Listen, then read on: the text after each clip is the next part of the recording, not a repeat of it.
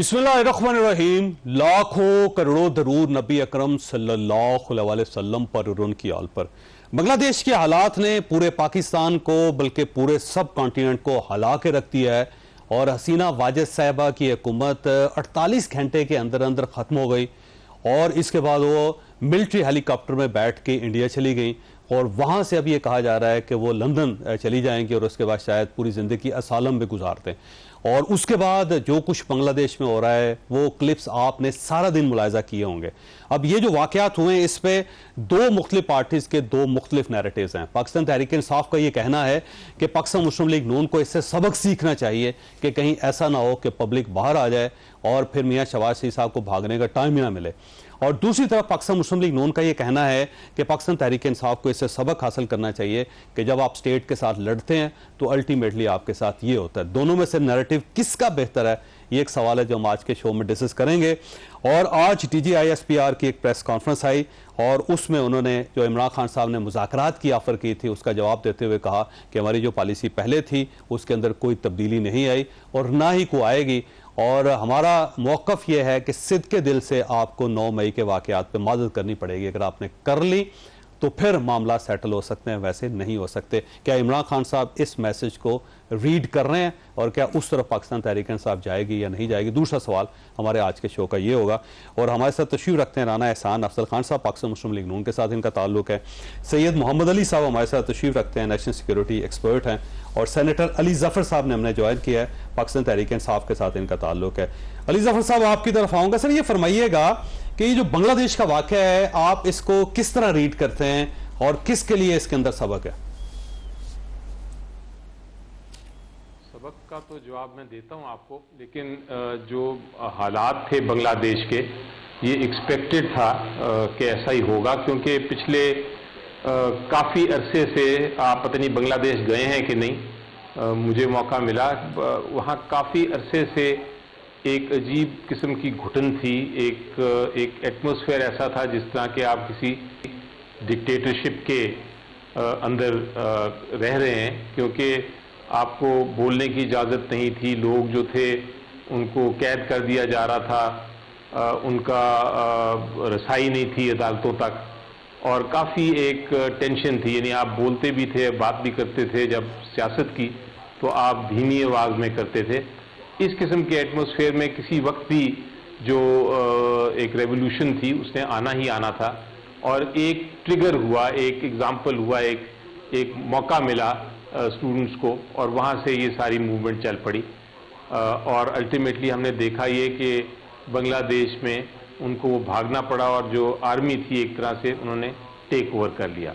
तो ये तो था बांग्लादेश का हाल, जो कि पाकिस्तान से अगर आप उसको मिलाएं तो नज़र ये आता है कि यहाँ भी एक तूफ़ान आने वाला है। वो इस वजह से कि महंगाई बहुत है और जो हमारी इकॉनमी है वो संभल नहीं रही और जो सियासत है उसको दबाया जा रहा है। जमहूरियत ऊपर से तो नज़र आती है लेकिन अंदर से जमहूरियत साफ जाहिर है कि वो जमहूरियत नहीं है। उससे अगर आप सबक सीखें बांग्लादेश से तो मेरे सबक उसको सीखना चाहिए जो कि इस वक्त पॉलिटिक्स या सियासत नहीं इजाज़त दे रहा है एक बहुत बड़ी पार्टी को। यकीनी तौर पे PDM की जमातें जो हैं वो इस वक्त कर रही हैं कंट्रोल हुकूमत को, लेकिन वो PTI को किसी किस्म की इजाज़त नहीं दे रही, बल्कि कोशिश कर रही हैं कि वो बैन हो जाए, उसको ख़त्म कर दिया जाए और उसके लोगों को इम्प्रिजन किया जाए। तो मेरा ख्याल है सबक जो है वो सिर्फ उसी को सीखना इस वक्त जो कि हुकूमत में है।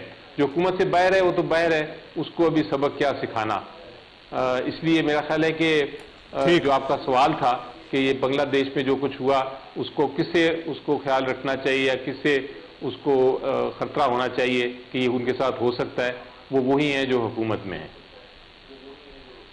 ठीक हो गया राना साहब। वैसे मेरा ख्याल है कि सारा दिन से यही बात चल रही है कि आपको सबक सीखना चाहिए, कहीं ऐसा ना हो कि आपको हेलीकॉप्टर पे भागना पड़े और कहाँ भागेंगे, ज़ाहिर दाएं बाएं तो दुश्मन मुल्क हैं, कहाँ लैंड करेंगे।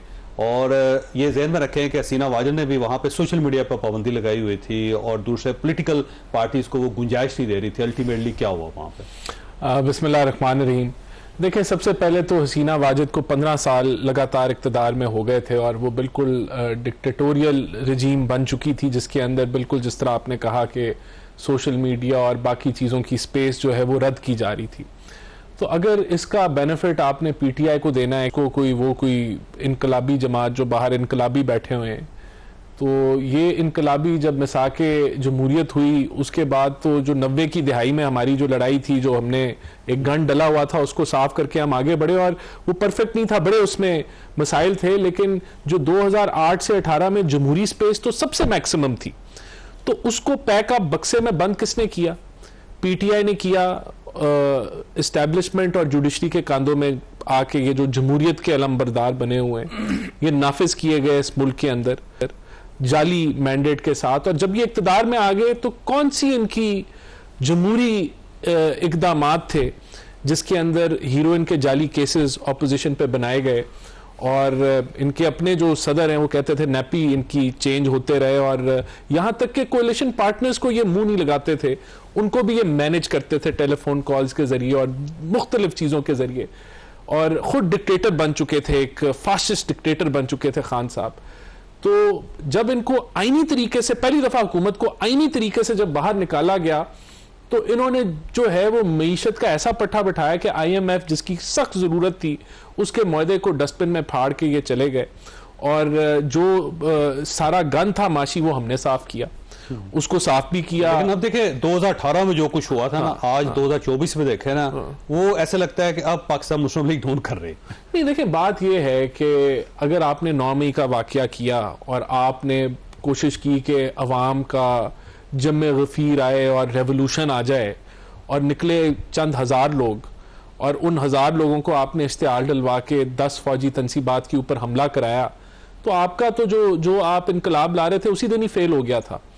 और फिर आपने मीर जाफर मीर सादिक के जो नारे, जो नफरत की, देखें प्रोपेगेंडा की सियासत की ना। तो 8 फरवरी को इनको वोट्स ना पड़ता सर, एक हकीकत तो ये भी है वैसे। नहीं, देखिए 8 फरवरी को इनको वोट कितना पड़ा? जो बाकी जो जमातें हैं जो इनके मुखालिफ थी उनको 2/3 पड़ा और इनको 1/3 पड़ा, यही है ना जो डेटा तो यही कहता है। और सर अकेली पार्टी और दूसरी साइड पे सारी पार्टी। हाँ नहीं बिल्कुल, तो लेकिन बात तो इसी से ही होगा ना कि अगर इनका मौका ठीक था। आप अपनी तरफ से साफ सबके इकट्ठे करके काउंट कर रहे हैं, उनके अकेलों को तस्लीम नहीं कर रहे। नहीं बिल्कुल, इन्होंने वोट लिए, बिल्कुल किए, क्योंकि इनकी माशाल्लाह बड़ी अच्छी प्रोपेगेंडा वाली सियासत है जो हकायक पे मबनी नहीं है। आप अच्छा प्रोपेगेंडा कर लेते। नहीं देखिए, आज ये जो असल जो सवाल है वो यही है कि जो मिस इन्फॉर्मेशन की जंग है, क्या वो मुल्क के मफाद में है? अब मिसाल के तौर पे ये मिस इन्फॉर्मेशन करके हमें गिरा देते हैं, और ये प्रोपेगेंडा अपना करते हैं, हमें गिरा देते हैं, और अगले दिन जो है वो डॉलर जो है वो 500 को छूता है, और जो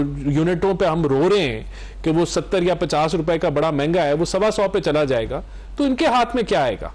बात यह कि मुल्क के मफाद की अगर बात करें तो इनकी प्रोपेगेंडा कहां तक लेके चला जाएगा? इनको कहीं भी नहीं जाएगा ना। तो यहां तो जो असल जो मुद्दा है वो तो ये कि जोड़ने की सियासत करें, तोड़ने की सियासत। पहली बहुत चीजें हैं जो तोड़ रही हैं इस मुल्क को, तो अगर आपने उसके अंदर आपने अपना हिस्सा डालना है तो फी सबीलिल्लाह जोड़ने वाली सियासत पे आएंगे, क्योंकि इससे अगला सवाल वही है। अली साहब ये फरमाइएगा, वैसे कि कहते हैं कि जो कुछ बांग्लादेश में हुआ ना, हमें उससे सबक सीखना चाहिए, और दोनों पार्टीज एक दूसरे को कह रही हैं कि आप सीखें, वो कह रहे हैं आप सीखें, किसको सीखना चाहिए? नहीं, बड़ा सवाल किया, और मैं मुख्तसर जवाब पहले देता हूँ फिर एक्सप्लेन करूंगा। मेरे ख्याल में दोनों को सीखना चाहिए, और एक पॉलिटिकल साइंस और तारीख के तालिब इल्म की हैसियत में हमारी बुनियादी जो स्पिरिट है वो यही है। और सुकरात ने जिस तरह कहा है कि मैं दूसरों की गलतियों से सीखता हूँ कि वो कौन सी गलतियां जो नहीं दोहरानी चाहिए। तो ऑब्जेक्टिवली भी अगर देखा जाए तो देखें, जो बांग्लादेश की इस वक्त सूरत हाल है उसके 5-6 फैक्टर्स क्विकली आइडेंटिफाई कर लेते हैं। पहली बात आप देखें कि हसीना वाजिद उनके मुल्क की बानी की बेटी हैं। ठीक है, और 2 बेटियां बची थी उनकी, बाकी सारे। और आप अगर टाइम्स की मोस्ट इन्फ्लुएंशियल खवातीन की हिस्ट्री देखें तो उन 100 में उनका शुमार होता है। 20 साल इन्होंने हुकूमत की है, 16 साल मुसलसल की है। ठीक है, तो ये इनका जो मुल्क से फरार है, ये एक उनकी तारीखी तौर पे उनकी सियासत के लिए एक बहुत बड़ा वाटरशेड इवेंट है। देखें, जिस नजरिए की वो और उनके सिंबॉलिकली वो और उनकी फैमिली अलंबरदार थी, जिसकी बेसिस पे मुक्ति बाहिनी के वर्कर्स और उनके लवाहिकीन को आप इतना जॉब कोटा देते थे, आज की बांग्लादेश की नौजवान नस्ल ने उससे रिजेक्ट कर दिया है। ये मैं समझता हूं शेख मुजीबुर रहमान का बुत तोड़ दिया। एग्जैक्टली शेख मुजीबुर रहमान की बेटी, मैं इसकी इंटरप्रिटेशन और कॉन्टेक्स्ट में कर रहा हूं। शेख मुजीबुर रहमान बांग्लादेश के बानी की बेटी को मुल्क से फरार पे आज की नौजवान नस्ल ने मजबूर कर दिया है, और वो भी इंडिया, वो भी। नंबर 2, आज की बांग्लादेश की नौजवान नस्ल ने जो भारत नवाज पॉलिसीज हैं उनको भी रिजेक्ट किया है। और मैं ऐसे बहुत से बांग्लादेशी दोस्त हैं मेरे जो ये समझते हैं कि आज़ादी के बाद वो भारत के तसल्लुत में चले गए और उनको वो तशख़्ख़ुस और आज़ादी जिसके वो ख्वाह थे वो हासिल नहीं हुई। ये दूसरी बात है। तीसरी बात जो है, मैं समझता हूं इंटरनल फैक्टर्स अगर 3 देखे जाएं, जो अभी पॉलिटिक्स के हवाले से बात भी हुई, तो दोनों जमातों के लिए इसमें लेसन्स हैं। नंबर 1 ये कि आप आईन, जमहूरियत और कानून के मुताबिक इलेक्ट हुई थी, ठीक है, लेकिन जब आपने अवाम के मफाद और तवक्कुआत पे आपने गवर्न नहीं किया और डिलीवर नहीं किया, तो आईन, जमहूरियत और कानून आपको इख्तिदार में आपकी हिफाजत नहीं कर सका। ना सिर्फ आपका इख्तिदार खत्म हो गया, आपका सियासी निजाम खत्म हो गया, बल्कि फिजिकली भी आपको मुल्क छोड़ के भागना पड़ा। ये वो चीज है जो आपके सवाल का असल जवाब है। जनाब और डिक्टेटरशिप होगी तो लोग आपको, तो मैं ये कह रहा हूं कि असल में बॉटम लाइन ये है एज अ पॉलिटिकल साइंटिस्ट कि आप जो है जो भी सिस्टम डिलीवर करता है, चीन में कम्युनिज्म है लेकिन वो कैपिटलिज्म का से फायदा अमेरिका और यूरोप से बेहतर उठा रहा है। तो इशू नजरिए का नहीं है, जिस तरह हम बात पहले भी कर रहे थे।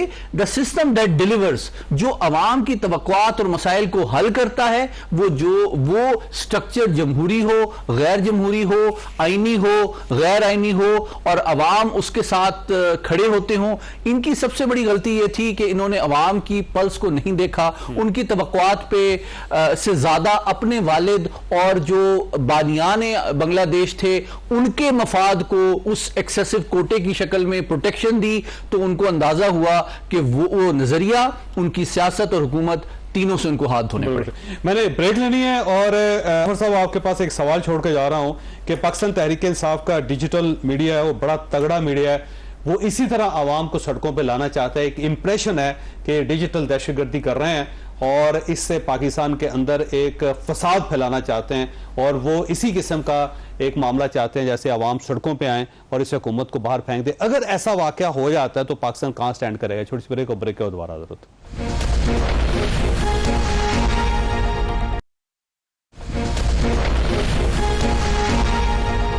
प्रोग्राम में दोबारा खुश आमदीद। अली जफर साहब, अगर हम देखें तो इस वक्त भी पाकिस्तान के अंदर जो सोशल मीडिया है उसके ऊपर जो फेक न्यूज चल रही हैं और जो वहां पे नैरेटिव्स क्रिएट किए जाते हैं, उसका नुकसान बहरहाल पाकिस्तान को हो रहा है। अवाम के अंदर बेचैनी फैलती चली जा रही है, और अगर ये बेचैनी फैल जाती है, हो सकता है इसका आपको फायदा हो, लेकिन पूरा सिस्टम में अगर डीरेल हो जाता है तो पाकिस्तान कहां स्टैंड करेगा फिर? देखें, सबसे पहले तो मेरा ख्याल है फेक न्यूज़ के खिलाफ तो हर कोई है और होना भी चाहिए, क्योंकि फेक न्यूज़ जमहूरियत को एक तरह पूरी जमहूरियत को नुकसान पहुंचाता है और इंतशार फैलाता है, और केओस जो है वो जमहूरियत को मजबूत नहीं कर सकता, वो अल्टीमेटली उसका एंटी थीसिस है।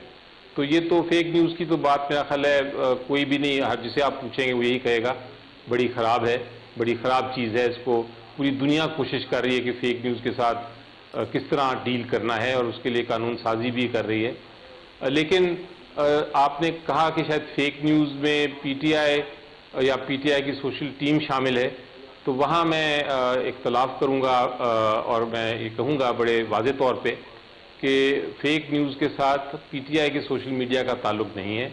पीटीआई का सोशल मीडिया बेसिकली आइन की जो आपके अपने फंडामेंटल राइट्स हैं, जो बुनियादी हकूक़ हैं, आइन में जो लिखा है कि आपकी हर सियासी जमात को इजाज़त है कि वो जल्द से जुलूस निकाले, इजाज़त है कि लोगों के साथ अपना जो भी उनकी मैंडेट है लोगों तक पहुंचाए, जो भी उनका बयानिया है वो लोगों तक पहुंचाए, लोग मिलें, और ये एक पॉलिटिकल पार्टी की फंक्शनिंग का बड़ा एक गहरा ताल्लुक है इस किस्म की एक्टिविटी के साथ। तो सोशल मीडिया सिर्फ ये एक्टिविटी कर रही है, क्योंकि आजकल एक तरह से डिजिटल प्लेटफॉर्म्स पे भी वही एक्टिविटी होती है जो कि ज़माने में फिजिकल एक्टिविटी होती थी। अब ये कह देना कि अच्छा, साहब अगर आपकी बात को तस्लीम कर लिया जाए, मैं एक तो इख्तलाफ नहीं कर रहा आपसे, मैं एक तो इख्तलाफ आपसे बिल्कुल नहीं कर रहा, कुछ फैक्ट्स आपके सामने रख रहा हूँ। 9 मई के जो वाकयात हैं उसके पीछे सोशल मीडिया था, वहाँ पे ये खबरें फैला दी गई कि फ़ौज ने इतने लोगों को गोली मार दी और वहाँ पे ये हो रहा है, ये हो रहा है, लोग बाहर आते चले गए और उसके बाद वो फसाद फैलता चला गया। बन्नू का वाक़या है, उसके अंदर सोशल मीडिया के ऊपर बाकायदा कैंपेन चली कि 195 लोग मर चुके हैं उसके अंदर और को हज़ारों की तादाद में ज़ख्मी हैं और अस्पतालों के अंदर गुंजाइश नहीं रही, और वो बाकायदा पाकिस्तान तहरीक इंसाफ के ऑफिशियल पेजेस से चलते रहे। वहाँ पे वो आपके लोग थे, बाद में उन लोगों को गिरफ्तार भी किया गया। फिर पाकिस्तान तहरीक इंसाफ का अपना जो पेज है उसके ऊपर गद्दार कौन के नाम से पूरा एक बयानिया क्रिएट किया जा रहा है। तो ऐसी बहुत सारी चीज़ें हैं जिसके अंदर एविडेंस हैं। तो मेरा ख्याल है आपको भी अपनी जो चारपाई है उसके नीचे डांग फेरनी चाहिए।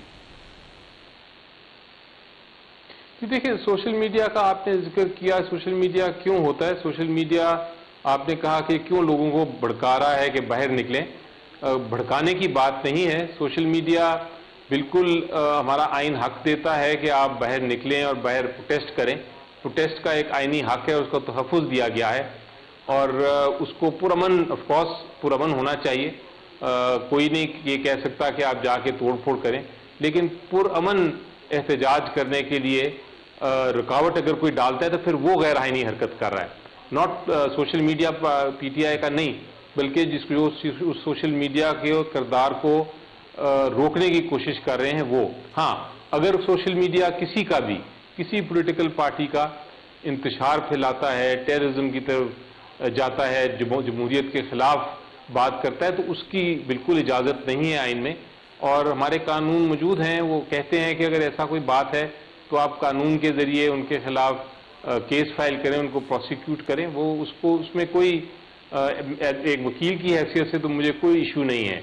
हाँ, ये नहीं आप कर सकते कि आप फेक केसेस बना दें, ये नहीं कर सकते कि आप मनमानी बात करके तो लोगों को अंदर बिठा दें। जिस तरह मसलन हमारे जो सेक्रेटरी हैं इंफॉर्मेशन, रऊफ साहब, मैं उनको बड़ी अच्छी तरह जानता हूँ, मुझे पता है वो किसी किस्म के इस टेररिज्म में या फेक न्यूज़ फैलाने में वो मुलविस नहीं है। वो तो एक इंफॉर्मेशन सेक्रेटरी, एक्सपोज पर्सन है एक पॉलिटिकल पार्टी के, एक सियासी जमात के। उनके खिलाफ ऐसे केस FIR बना दिया है कि जिस तरह वो बहुत बड़े कोई टेररिस्ट हैं दुनिया के और उनका कोई इंडिया के साथ कनेक्शन है कि पता नहीं कहाँ से कनेक्शन है। तो इस किस्म के फेक केसेस बनाना भी मेरी नज़र में आइन के भी खिलाफ है, जमहूरियत के भी खिलाफ है। और यही चीज़ बांग्लादेश में हो रही थी और बांग्लादेश में उसका रिएक्शन देख लें आप क्या हुआ था। खुदा न खास्ता रिएक्शन पाकिस्तान में भी ऐसा ना हो। राणा साहब, वैसे दो चीज़ें, एक तो इंतशारी टोला एक सियासी जमात को कहा जाता है पूरी गवर्नमेंट की तरफ से, दूसरा ये है कि आप ये कहते हैं कि डिजिटल दहशतगर्द हैं या टेररिस्ट हैं, तीसरा ये है कि अगर फेक न्यूज़ पूरी है तो ये जो फेक केसेस बन रहे हैं, जैसे कि रऊफ हसन साहब के खिलाफ बन गया है कि वो इंडिया के साथ मिले हुए हैं, दहशतगर्द हैं वो, तो ये ज्यादती नहीं है? और आपका क्या ख्याल है, क्या यह इंसानी बुनियादी हकूक जो है उसकी खिलाफ वर्जी नहीं है? ये देखिए, फेक केसेस तो किसी पे भी नहीं बनने चाहिए, लेकिन अगर हम ये कहें कि आज पाकिस्तान की सियासत जो है वो इतनी इस हद तक पोलराइज्ड है कि ख़तरनाक हद तक पोलराइज्ड है, तो ये गलत नहीं होगा। अगर हम ये कहें कि ब्रेकडाउन है कि अपोजिशन और हुकूमत मुल्की मफाद पे इकट्ठे नहीं हो सकते, तो ये गलत नहीं होगा। मिसाल के तौर पे अभी अज़्म इस्तेहकाम हम लॉन्च करना चाहते थे और ये हकायक हैं कि चाइनीज़ जो पाकिस्तान में काम कर रहे हैं उन पे हमले होते हैं और दहशतगर्दी जो है वो बड़ी तेज़ी से बलूचिस्तान हो, KPK हो और दीगर इलाके हों वहाँ सर उठा रही है। तो ये मुल्की मफाद में है कि हम दहशतगर्दी को जो है वो काबू करें, लेकिन इस पर भी अगर प्रोपेगेंडा हो जाए, क्योंकि देखें हमारी जो इस मुल्क की जो फॉल्ट लाइंस हैं वो बहुत सारी हैं, बहुत सारे हमारे ऐसे इश्यूज़ हैं जो अभी भी, जहाँ रिट का इशू है, मैं एक छोटी सी मिसाल देता हूँ कि अब 2024 है लेकिन हम बिजली के बिल इकट्ठे नहीं कर सकते, 600 अरब की चोरी है। यानी कि ये बंदा इसको हजम कैसे करे कि गवर्नमेंट की फेलियर है, फेलियर ऑफ गवर्नमेंट है, मैं तस्लीम कर रहा हूँ, लेकिन ये लैक ऑफ कोऑर्डिनेशन है कि जो सियासी जमातें जिन्होंने सूबों में हुकूमतें बनाई हुई हैं और वो वफाक के साथ मिलकर काम नहीं कर सकती, चोरी नहीं रोक सकती, ये फेलियर है सिस्टम का, मैं तस्लीम कर रहा हूँ। तो इसके अंदर क्या कुछ है, इसमें प्रोपेगेंडा है। सबसे पहले तो पंजाब में आपको खत्म करना चाहिए ना, पंजाब में तो आपकी गवर्नमेंट, अगर वहां पे भी मैं आपको एक हम कर रहे हैं तो आपका फेलियर है। पंजाब में अगर 100 अरब की चोरी है, 3100 अरब की सेल है और बाकी पाकिस्तान में 500 अरब की चोरी और 1200 अरब की सेल है, तो हाँ वहां पंजाब में कम है। लेकिन अगर आप FIR देखें कि पंजाब में 70,000 कटती है और सिंध में मिसाल के तौर पे 10,000 कटती है, तो पंजाब में लॉ एंड ऑर्डर की सिचुएशन काफी बेहतर है। लेकिन मैं इस चीज को तस्लीम कर रहा हूं कि ये फॉल्ट लाइंस हैं। अब इन फॉल्ट लाइंस को हम प्रोपेगेंडा से करें कि ये हमें बिजली नहीं दे रहे, और ये अगर हमें बिजली नहीं देंगे तो हम तो मुंह तोड़ देंगे, हम ये नारा लगाएं और उसके पीछे अवाम स्टार्ट लग जाए और वो ये बिजली वाले दफ्तरों के ऊपर हमलावर हो जाए, तो क्या वहां बिजली दे के जो अरबों रुपए का और नुकसान होगा वो क्या आम आदमी को जो है वो डुबोएगा नहीं? वो डुबोएगा। तो इस सिस्टम के अंदर प्रोपेगेंडा जो है इस माहौल में जिसमें पाकिस्तान एग्जिस्ट करता है वो बहुत खतरनाक है और हमें इसे रोकना है। हमारे जो कानून थे वो अप टू डेट नहीं थे, क्योंकि ये सोशल मीडिया सारी नई चीजें, आज से 10 साल पहले जो ट्विटर था आज वो नहीं है, उससे बहुत ज्यादा ताकतवर है। जो व्हाट्सएप था आज जो है, जो सिस्टम है डिसेमिनेशन का, वो बहुत खतरनाक है। तो इसके अंदर अगर आप ये जलती पे तेल डालें तो बखूबी डाल सकते हैं। तो हमें इसको रोकना है और ये जमातें अगर इसको एज ए टूल इस्तेमाल करना शुरू कर दें और वो कहें कि जी हमारी खवातीन के साथ ये ज्यादती हो रही है और पता नहीं किस किस्म की ज्यादती हो रही है और पूरे पाकिस्तान में ये फैल जाए कि ज्यादती हो रही है, तो क्या आप जलती पे तेल नहीं फेंक रहे, आप फेंक रहे हैं। अगर आप कहें कि बन्नू के वाकये में जो है वो 200 बंदा जो है वो फौज ने मार दिया है और ये खबर फैल जाए, आम हो जाए, तो क्या आप जलती पे तेल नहीं फेंक रहे? तो इस चीज की स्पेस नहीं है। सीधी अगर हम करते हैं तो हमें टांग दें, अगर आप करते हैं तो आप टंगे जाएंगे। ये इतनी सी बात है। देखें इस मुल्क को मैंने कहा शुरू में कहा कि हमारे पास 2 ऑप्शन है कि इसको जोड़ें इधर यहाँ ये जो हालात हैं, या फिर इसको तोड़ें। और अगर हम तोड़ेंगे तो फिर ये मैं आपको गारंटी से बता दूं कि किसी के हाथ में कुछ नहीं आएगा। जो हमें गिरा के या जो फलाना करके जो अबूर करके आप आएंगे तो आपके हाथ में भी कुछ नहीं आना। जाहिर है मुल्क बचेगा तो हुकूमत करेंगे ना। मैं छोटी सी ब्रेक लूंगा, लेकिन सैयद मोहम्मद अली साहब आपके पास एक सवाल छोड़ के जा रहा हूं कि ये जो कुछ सोशल मीडिया पे हो रहा है, क्या ये वाकई ही सोशल मीडिया टेररिज्म है, डिजिटल टेररिज्म है, या फिर ये आज़ादी राय है? छोटी सी ब्रेक हो, ब्रेक है वो दोबारा जरूरत।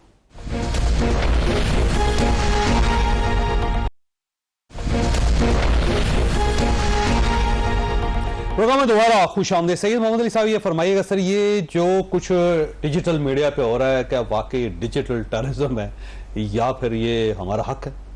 बहुत अहम सवाल किया। देखें एक पॉलिटिकल साइंस की हैसियत से अगर आप आइन को देखें तो बुनियादी तौर पे आइन जो है ये एक बारगेन है रियासत और अवाम के दरमियान। जो फंडामेंटल राइट्स या बुनियादी हुकूक हैं वो जिम्मेदारी है रियासत की, in return for the bargain, जो कि सबसे इंपॉर्टेंट जो शिक है आइन की, कि हर जो सिटीजन है, हर शहरी है, उसने unqualified loyalty to the state करनी है। तो अगर जो आप फंडामेंटल राइट्स हैं, चाहे वो इजहार राय की हो, चाहे राइट टू प्रोटेस्ट की हो, उन्हीं को इस्तेमाल करके आप रियासत के ऊपर हमला करें और फिर इन्हीं राइट्स को इस्तेमाल करें कानूनी तौर पे अपने आप को सजा से बचाने के लिए, तो मैं समझता हूं कि I think we are trying to be too smart. Ali Amin Gandapur sahab ने ये जो भी सवाबी में तकरीर की, उसमें उन्होंने कहा कि किसी का बाप भी हमारा एनओसी जो मनसूख नहीं कर सकता और हम डी चौक में जाके जलसा करेंगे। तो इस टाइप की जो लैंग्वेज है कि आप समझते हैं स्टेट के लिए फायदेमंद? देखें गंडापुर साहब तो खुद एक बहुत इम्पॉर्टेंट और सिक्योरिटी के लिहाज से जो मौजूदा हालात हैं, जो उनकी जिम्मेदारी है, वो तो मैं समझता हूँ बाकी सूबों के मुकाबले में कहीं ज़्यादा है।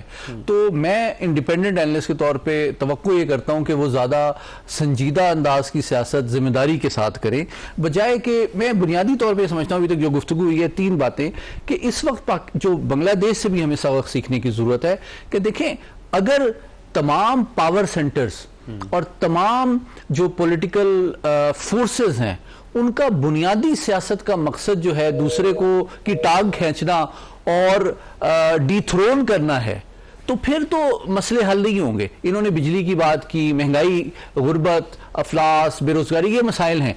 इश्यूज के ऊपर जब तक आप काम नहीं करेंगे, उसके ऊपर आप एक स्पिरिट में ये सूबे, ये हुकूमतें आपस में कंपीट करें और अवाम के सामने ये मैंडेट लेके आएंगे, देखिए जी हमारी बेहतर परफॉर्मेंस है, आप हमें कॉन्फिडेंस दें। लेकिन पूरी जो अंदाज़े सियासत है वो डिसरप्टिव, इंतशार और टांग खींचने की होगी, तो अवाम का तो कोई वाली वारिस नहीं होगा। तो जब तक, सबसे बड़ा लेसन अब बांग्लादेश से ये है कि जब तक आप अवाम की तवक्कुआत, मसाइल और इशूज को हल नहीं करेंगे, बेहतर गवर्नेंस जो है जमहूरियत और आइन के प्रोटेक्शन की सबसे बड़ी जमानत है। बिल्कुल सर। अच्छा, वैसे राना साहब, इसमें कोई शक नहीं कि आपके पाकिस्तान तहरीक इंसाफ के साथ मुज़ाकरात नहीं हो रहे, लेकिन ये जो डिजिटल दहशतगर्दी है जिससे ज़ाहिर स्टेट को नुकसान पहुंच रहा है, कम से कम इसके ऊपर तो आप डायलॉग कर सकते हैं कि कुछ ऐसे रेड लाइंस हैं जिसको ना हम ब्रीच करें ना आप करें, जैसे बिजली का इशू है, गैस का इशू है, पेट्रोल का इशू है, पाकिस्तान की इकोनॉमी का इशू है, बाहर की इन्वेस्टमेंट का इशू है। ये इन चीज़ों के ऊपर तो आप कम से कम एक कॉमन एजेंडे पे इकट्ठे हो सकते हैं। देखें, बिल्कुल होना चाहिए और ये हुकूमत की भी जिम्मेदारी है और जो फोरम है वो पार्लियामेंट है और पार्लियामेंट में इन सब चीज़ों पे मिलकर डिबेट होनी चाहिए। लेकिन मैंने तो आपको एक निशानदेही की कि अज़्म इस्तेहकाम जो थी वो इस मुल्क की ज़रूरत थी, लेकिन उसको भी सियासत की नज़र कर दिया गया। तो ये हुकूमत की जिम्मेदारी है, बिल्कुल हमें ये रोल अदा करना चाहिए कि मैं आपको पॉइंट आउट कर रहा हूँ कि ये अभी इस वक्त ये ख़तरनाक बात है कि ऑपोजिशन और हुकूमत जो है वो मुल्की मफाद पे इकट्ठे नहीं बैठ पा रहे। ठीक, तो ये खतरनाक अमल है और उसका आप देख लें, आप इसका आप तज्जिया कर लें कि कौन इसका जिम्मेदार है। कौन कहता है कि मैं इनसे बात नहीं करूंगा, मैं तो फौज से बात करूंगा। तो ये जो एक आप बात स्टार्ट तो करें, फिर उसके बाद देखते हैं ना बात तो करते नहीं करते। बात तो जफर साहब की तरफ आना, आप बताएं बात तो स्टार्ट की गई ना। प्राइम मिनिस्टर ने फ्लोर ऑफ द हाउस में ही कहा कि मुल्की मफाद के लिए, मुल्क की बका और तरक्की के लिए इकट्ठे हो जाएं और मिलके बैठ जाते हैं, तो उसको रद्द किया गया। तो ये देखें, इनके होंगे एतराज़ात इलेक्शन के हवाले से। 2018 में हमारे भी थे, लेकिन हम तो मिसाक मईशत की बात कर रहे थे। तो ये फर्क है, इस फर्क को आइडेंटिफाई करना चाहिए मेरे ख्याल से कि कौन इस मुल्क के अंदर जो है कंसेंसस के अंदर रुकावट है। अली जफर साहब, आपकी तरफ आना है सर। इमरान खान साहब ने मेरा बड़े खुले दिल के साथ उन्होंने कहा था जी कि हम अफवाज पाकिस्तान के साथ मुज़ाकरात करना चाहते हैं, उन्हें चाहिए कि अपना एक नुमाइंदा तय कर दें, लेकिन आज उसका जवाब आ गया। उन्होंने कहा जी हमने कोई मुज़ाकरात नहीं करने और हमारी जो पुरानी पॉलिसी है वही है, और अगर आपने कोई डायलॉग करना है तो सिद्के दिल से आप 9 मई पे माफ़ी मांगें और जाके गवर्नमेंट से या सियासतदानों से जाके मुज़ाकरात करें। तो अब पार्टी को क्या करना चाहिए? ये देखें, हम जहाँ तक पीटीआई का ताल्लुक है, बार बार इंडिकेट किया गया कि शायद पीटीआई कौमी मुफाद में या जो कौमी मुफाद की चीज़ें हैं उसके अंदर हम आगे बढ़ चढ़ के हिस्सा नहीं ले रहे, हम उसकी सियासत कर रहे हैं जो कि नफ़ी है उसकी एक पॉजिटिव पॉलिटिक्स की।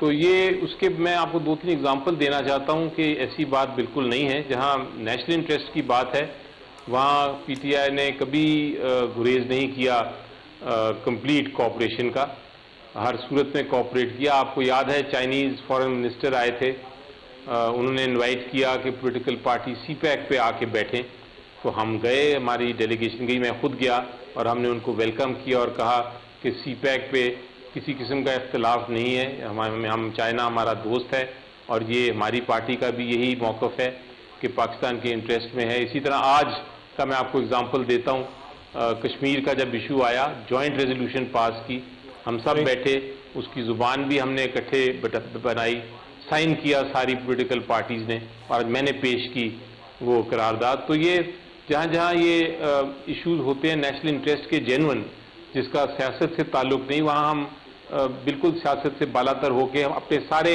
खदशात को साइड पे करके, हमारे साथ जो जुल्म हो रहा है उसको भी साइड पे करके, हमारे जो लोग जेलों में बैठे हैं उनको भी साइड पे करके, हमारी जो औरतों के साथ तशद्दुद हो रहा है और उनको 1-1 साल से जेल में रखा हुआ है किसी ट्रायल के बगैर, उसको भी साइड पे करके नेशनल इंटरेस्ट की जब बात आती है हम कोऑपरेट करते हैं। इसी तरह वहाँ हम करते रहेंगे, लेकिन जहाँ तक हमारा प्रिंसिपल स्टैंड है, प्रिंसिपल स्टैंड 2-3 बड़े इम्पॉर्टेंट और अहम स्टैंड्स हैं। पहली बात तो ये कि हमें सियासत करने दें, हमें पॉलिटिक्स से ना रोकें, ये हमारा जमहूरी हक है, हम कोई तोड़ फोड़ नहीं कर रहे, हम कोई कानून शिकनी नहीं कर रहे, हमें आप इजाज़त दें कि हम अपना भरपूर तरीके से पॉलिटिक्स खेलें, हमारे ख़िलाफ़ गलत केसेस ना फाइल किए जाएं, हमारे ख़िलाफ़ जो हमारी जो ख़वातीन और हमारे वर्कर्स और उनको हर रोज़ अरेस्ट कर लिया जाता है और फिर ट्रायल के बगैर साल रखा जाता है, उनको छोड़ें, उनको गलत प्रोसिक्यूट ना करें, और आखिर में जो इलेक्शन जो अवाम ने जो अपना मैंडेट दिया है उसके ऊपर हमारे साथ बातचीत करें। तो वो ये कंडीशंस मेरे ख्याल है बड़ी जेन्युइन कंडीशंस हैं इसमें अगर कोई कहता है कि नहीं आप बड़ी गलत बातें कर रहे हैं या बड़ी ज्यादती वाली कंडीशंस दे रहे, तो मैं ख्याल है वो खुद अपने उसको सोचेंगे, जब समझेंगे तो रियलाइज करेंगे कि बड़ी रीजनेबल। अच्छा, वैसे अली जफर साहब आपका जो मुतालबा है ना, वो अली जफर साहब आपके जो मुतालबात हैं वो जेन्युइन है और उस पर मुज़ाकरात हो सकते हैं, लेकिन एक सवाल ये है कि ये मुज़ाकरात आपको गवर्नमेंट से करने चाहिए या सियासी जमातों से करने चाहिए? आप इनको छोड़ के आप क्यों ये कहते हैं कि हमने सिर्फ अफवाज पाकिस्तान से मुज़ाकरात कर रहे हैं? अफवाज पाकिस्तान ही क्यों ज़रूरी है आपके लिए? छोटी सी ब्रेक और ब्रेक के बाद दोबारा।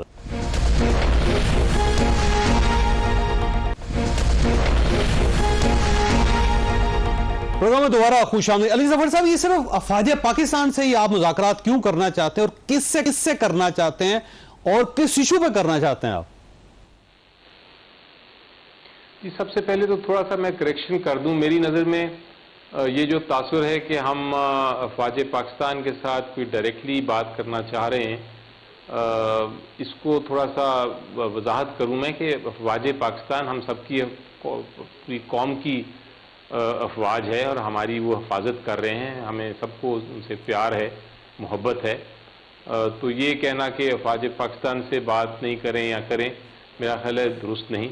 बहरहाल दूसरी बात यह है कि जो खान साहब ने कहा था वो उनका मौक़िफ़ ये है कि हमारी एक अलायंस है जिसके अचकज़ई साहब इस वक्त उसको हेड कर रहे हैं, और वो लूज़ अलायंस जो है एक तरह से, उसमें उन्होंने ये कहा है कि अगर वो किसी से मुज़ाकरात करते हैं, अगर वो चाहे अफवाज पाकिस्तान हो या जिसके पास भी ताकत हो फैसले करने की, उससे अगर वो मुज़ाकरात करते हैं तो वो फिर मुज़ाकरात जो भी होते हैं उसकी डिटेल्स लेके आ जाएं हमारे पास, तो फिर पीटीआई फैसला करेगी अपने लेवल पे कि हमने उन मुज़ाकरात को आगे बढ़ाना है कि नहीं। लेकिन अभी फ़िलहाल जो बातें हो रही हैं बिल्कुल हवा में बातें हो रही हैं। जो जी जी जी राना साहब, वैसे अफवाज पाकिस्तान वैसे नुकता तो उनको ठीक है कि सिर्फ आपकी तो नहीं है, सारे पाकिस्तान की है। अगर आपके मुज़ाकरात हो सकते हैं तो उनके क्यों नहीं हो सकते? देखिए, उनका जवाब तो क्लियर है ना कि वो उनका आईनी रोल नहीं है कि वो कोई मुज़ाकरात करें इनके साथ। और बात ये कि जहां मुज़ाकरात होने चाहिए, जमहूरी जो साथी हैं वहां ये करना नहीं चाहते। लेकिन मैं दो तीन अच्छे हिसाब से है ना, कर लें आप बात उनसे। देखिए, उनके साथ बिल्कुल की जा सकती है, लेकिन मेरा नहीं ख्याल कि उनके पास कोई ऐसा उन्होंने उनको ऑथराइज किया है या वो कोई चीज़ तय कर पाएंगे, क्योंकि यहाँ सब कुछ एक फ़र्द वाहिद के साथ जो है वो जुड़ा जाता है। मैं इनको दो तीन चीज़ें मैं गिनवाना चाहता हूँ कि जो मुझे पर्सनली भी इख्तलाफ है कि ऐसी सियासत इस मुल्क में नहीं होनी चाहिए। मिसाल के तौर पर सीपेक था तो अपने सियासी मफाद के लिए कहा गया कि इन प्रोजेक्ट्स में भी करप्शन है, जबकि वो एक हुकूमत जो है एक हुकूमत के साथ कारी थी। ये मुल्क के मफाद में ये सियासी नारे नहीं थे जो पीटीआई ने लगाए। अगर जीएसपी प्लस में इनकी सोशल मीडिया ने हजारों ईमेल्स भेजी कि ये ह्यूमन राइट्स वायलेशन है और इसको खत्म किया जाए, तो ये सियासत नहीं थी, ये मुल्क के मफाद के ऊपर हमला था। अगर आपने आईएमएफ को खत लिखा और कोशिश की, एक जेन्युइन कोशिश की आपने कि जब जरूरत थी इस मुल्क को कि वो मुआहदा ना हो, तो ये कोई सियासत नहीं है, ये मुल्क के मफाद के ऊपर हमला है। इसी तरह साइफर के ऊपर देखिए, पाकिस्तान में कम ही हुआ है कि आप फॉरेन पॉलिसी को ये धड़े की सियासत ये मंडी में ले आएं और गली मोहल्ले में जो है आप उसका रगड़ा निकालें और उससे आपके फॉरेन रिलेशन, तो ये मुल्क के मफाद में नहीं था, इससे सियासी फायदा लिया गया। अब देखें, एक और मैं हद आपको गिनवाता हूं इनकी पीटीआई की, जिनसे मुझे पर्सनली भी इख्तलाफ है और मुझे यानी कि इससे चिढ़ भी होती है कि आपने कहा कि मैं वीडियोस मैंने बना ली हैं कि मुझे कौन मारना चाहता है। यानी कि आप इस हद तक इश्तियाल को, लोगों में गुस्से को आप वो जन्म देना चाहते थे कि मुझे मर्डर करना चाहते हैं और मैंने वीडियोस बना दिया और मैं मर गया तो ये वीडियोस आप प्ले कीजिएगा। ये हमने नहीं सुना, ये आपको बेनजीर कहते हो ये नहीं नजर आए। नवाज शरीफ ने ये सियासत का इख्तियार, आपको गोलियां लगी, आपने कहा कि मुझे 3 लगी, लेकिन आपने मेडिकल नहीं कराया, आपकी अपनी हुकूमत थी, आपने उस पर भी पूरा सियासी मफाद जो है वो लेने की कोशिश की। तो ये जो सियासत है जिसको ये खान साहब ने इसको शेप किया, इसको प्ले किया, इसने इस मुल्क की सियासी कल्चर को तबाह किया और इसको मुझे इससे जो है वो बड़ा इख्तलाफ है। मोहम्मद अली खान साहब, ये बताइएगा, बस सादा सवाल आपसे, कि अफवाज पाकिस्तान से मुज़ाकरात क्यों नहीं हो सकते और क्यों पाकिस्तान तहरीक इंसाफ करना चाहते? मैं समझता हूँ कि उनकी एक गैर हकीकत पसंदाना और सियासी तौर पे मैं समझता हूँ कि ये एक गलती भी है। लेकिन सर अगर मसला सेटल हो सकता है तो कर लें। नहीं तो देखें, जिस तरह 4 मसलों की राणा साहब ने भी निशानदेही की, तो सबसे इंपॉर्टेंट बात यह है कि किस इशू के ऊपर मुज़ाकरात करना चाहते हैं। ये अफराद का तो इशू नहीं है, देखें ये भी एक सियासी जमात है ना, और एक तरफ एक रियासती इदारा है, तीसरी तरफ हुकूमत है। तो आप किन चीज़ पे करना चाहते हैं? आप फॉरेन पॉलिसी पे करना चाहते हैं, आप इकोनॉमी पे करना चाहते हैं, आप अज़्म इस्तेहकाम पे करना चाहते हैं, आप गुड गवर्नेंस पे करना चाहते हैं? तो मैं समझता हूँ कि 8 फरवरी के इलेक्शंस पे करना चाहते हैं, फॉर्म 45 पे करना चाहते हैं, तो आई थिंक उसके लिए तो अदलिया असल फोरम है, और I think that is where the buck stops. बारे मैं तीनों मेहमानों का शुक्रगुजार हूँ। मेरा ख्याल है कि मुज़ाकरात अगर होने से मामला सेटल हो सकते हैं तो मुज़ाकरात करने में हर्ज कोई नहीं है। अल्लाह ताला आप और आपके अहले खाना को हर किस्म की मुसीबत से महफूज रखे। अल्लाह हाफिज़।